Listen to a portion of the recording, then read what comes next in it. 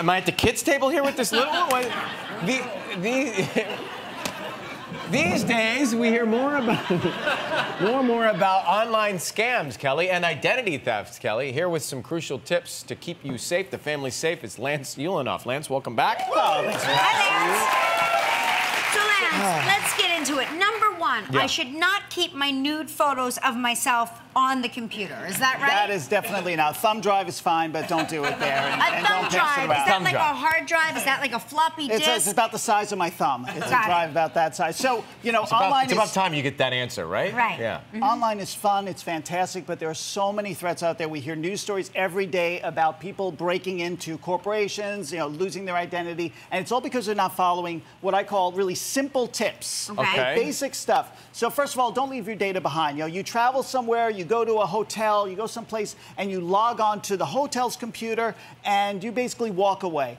Don't do that. Log out of any account that you got onto there. Because they can keep following what you're doing. Right, basically, someone else will sit down at that computer and go, oh, well, let's check Ryan's email. Yeah. And you don't want to do that. So when you're traveling, by the way, somebody to reply to my email. When you're traveling, if you need to access your stuff, do it on your phone. It's going to be better there. Okay, let's talk about public networks. Starbucks, all of these hotels, every place has these Wi-Fi networks. You log into them. Don't log in without what's called a VPN, or virtual private network. They're not expensive. They protect, they encrypt all of your data both ways. There's things like VPN, Hotspot Shield, Viper VPN. They're not expensive. Gelman did that for me, and now I can't get into anything. I'm always like locked out.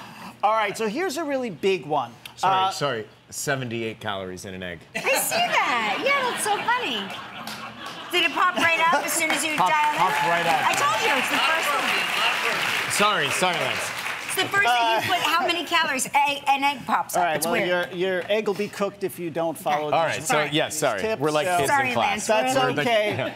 Let's talk about fishy emails. Like, talk about the emails that come to your computer and say, trickery. Oh, yeah, check. like, yes. Listen, this is your Somebody bank. just tried to log in. Right. First of all, don't click a single link inside that email. I know that the address looks like it's the real thing, but if you were to put your mouse on the address and click on that without going anywhere, you will see this really long address that, by the way, doesn't have the right domain in it. So you have to be careful of that. And basically, what if you click on it? What if you click on it by accident? Hopefully you won't do anything else like enter your information. But this is all called social engineering, and what this is all about is going for the weakest link, which happens to be you. And that's no offense to either one of you, but humans are the weakest link in security, in tech security. They're the ones who create all of those problems. But if you click on it, and you don't give them anything else, can you just like erase it? Just go direct. Yeah, can just you erase think about it won't be there anymore because you haven't done anything. But you can always go directly to say your bank. Is there something you want to tell us? No. Did you click on one? You can go directly to your bank site, or you can do something really old school and pick up the phone and call them because they're not going to send you an email to check your account. Okay. Got it.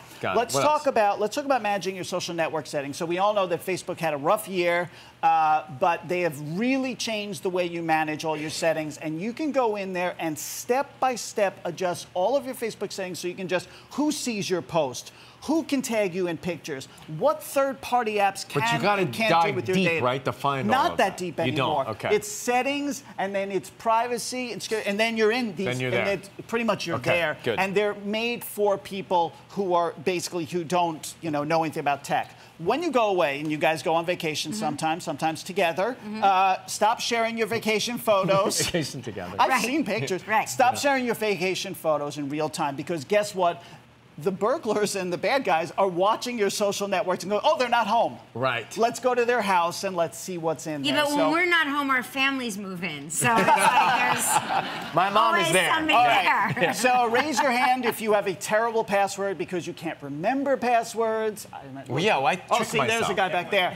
I mean, it counts. Do you consider password a bad password? Yes. It's not a joke. People use terrible passwords, so it's time to make new ones. It's time to use third-party tools like 1Password and LastPass. I use LastPass every day. You have one big password to remember, and then it generates new ones for you. It makes your life so simple. Okay. So you mean it assigns passwords to everything else? So as long as you just get into the one? Yes. It just keeps changing and it'll even autofill them for you. Oh, that's good. What's that called? LastPass or 1Password. Two Which great one do tools. you use? LastPass on my phone, on my computer, every single day. I want to talk about two-factor. Somebody writing this down for me. I want to talk about something called two-factor authentication, which sounds confusing, but it's not. Yes, and by the way, it is the most secure way to control and manage it, to make sure that people can't get into your account. I can never remember the second authentication Very simple. thing. Once you set it up, basically you log into, say, the computer here, you get a code that shows up on your phone in your hand, and then you put that code into your computer. It's going to save your life. You're the weakest link. He just told you. Here's why this is so cool, because